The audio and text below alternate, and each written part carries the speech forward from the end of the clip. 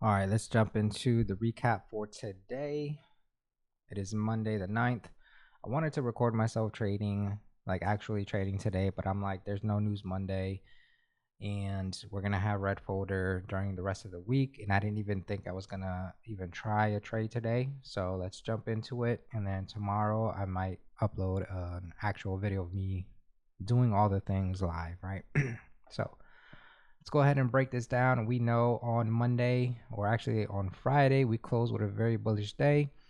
The next phase in price delivery after this day, and it's a Judas daily profile, so we know more than likely we're going to have a continuational day, right? Bullish day. Now we need a retracement, so the next phase of price delivery after this, we expect a retracement. So we got a nice little retracement here.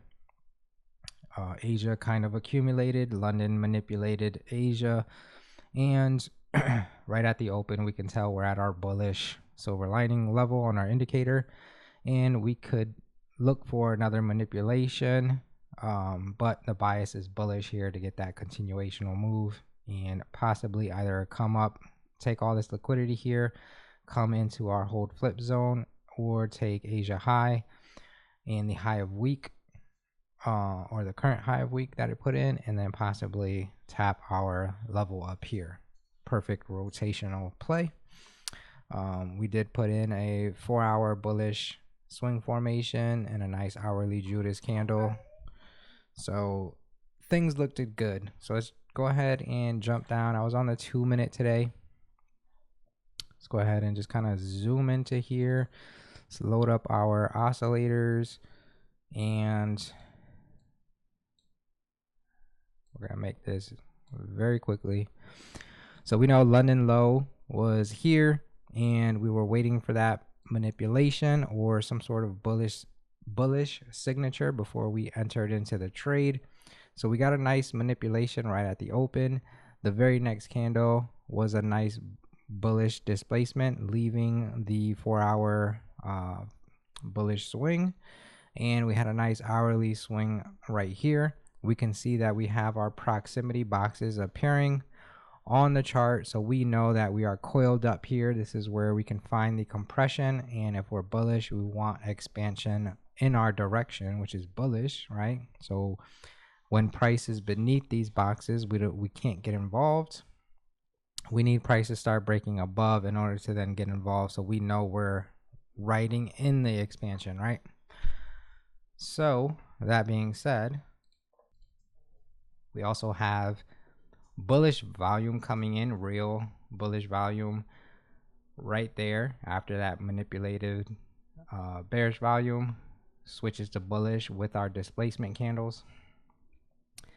Right on our oscillator, we see we get the bullish dot here, confirming strength flip to the bullish side, and we are now in a bullish trend.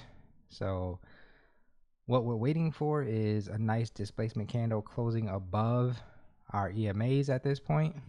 We know we're bullish. So we get this candle here, which is the bullish displacement. That is where the entry should occur. And then we can ride this baby to the hold flip zone, or this upper level, or where the previous high week was before we just made this new one here.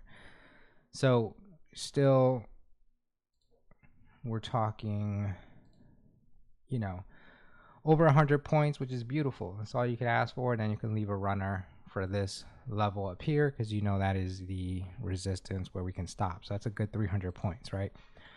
So let's talk about what happened here on my trade. I hesitated on this displacement candle, and I wanted to see follow through, and we got that beautifully on the very next candle. Another displacement candle, that is where I entered. And today my stop was right here, and the majority of my trade would have been taken out here, and then I had a runner. However, I didn't like the delivery, and then the no news Monday and the lack of volume that started dropping off here. I went break even and got taken out break even here. Had I not touched it and left it alone, it would have went and hit TP. So that was my mistake. However, you know, I'm not worried about getting taken out break even here because it was a good entry. And if I'm not confident, then I'd rather get taken out break even than incur a loss, right? And if I do get taken out break even and it goes to TP, as long as I have valid reasons, I'm not going to be too upset or concerned about that. I'll catch, there's always a trade. So I'll catch the next one, right? So had I entered in where I should have on that previous first displacement candle, right, where all the things aligned, that is exactly where I should have pulled the trigger. Then me seeing this pullback and accumulation going break even there would have held, and I would have been able to squeeze this one out. However, I got taken out break even, which is completely fine. It is what it is, and it happens. Not all of them are going to deliver perfectly as soon as you enter, right? So a lot of people will say, oh, you could have just left this baby alone. There's no reason, like you didn't accept the risk, all the things. I don't care about that. You know, sometimes when you're in the nitty gritty and in the trenches of trading, you know, yes, when you hit the button, you should accept the risk. If you don't, then you shouldn't be in the trade, right? But it doesn't matter. I'm not gonna let a winner. This went halfway, right? This pretty much went almost halfway to where my TP was, so I'm break even. Like it on a good delivery, it shouldn't come back to take me out at that point. To then, you know, like you're traveling pretty far. I don't care. It shouldn't come back to taking out break even, and it should deliver, right? There's going to be instances where you get that deeper pullback. So it is what it is. You know, there's going to be people that don't manage their trades at all, and it's either TP or stop loss, and that's completely fine. That's perfect. There's nothing wrong with that. I'm just not going to let green turn to red, right? At the very worst, break even, I get taken out with nothing, and there's no loss there. It is what it is, right? On to the next trade, and you know, we'll get a better one and one that's going to deliver, and we'll squeeze it out and get the TP, right? So that's a quick recap for today. All the good things happened, everything that we wanted to see. We just got, you know, taken out break even, unfortunately, right here. Didn't ride it out. Didn't like this little, you know, pullback and accumulation. Happened a little bit too close to where my entry was. You know, had I entered in just a little bit sooner, would have been able to squeeze it out, but it's all right. So that's it for today.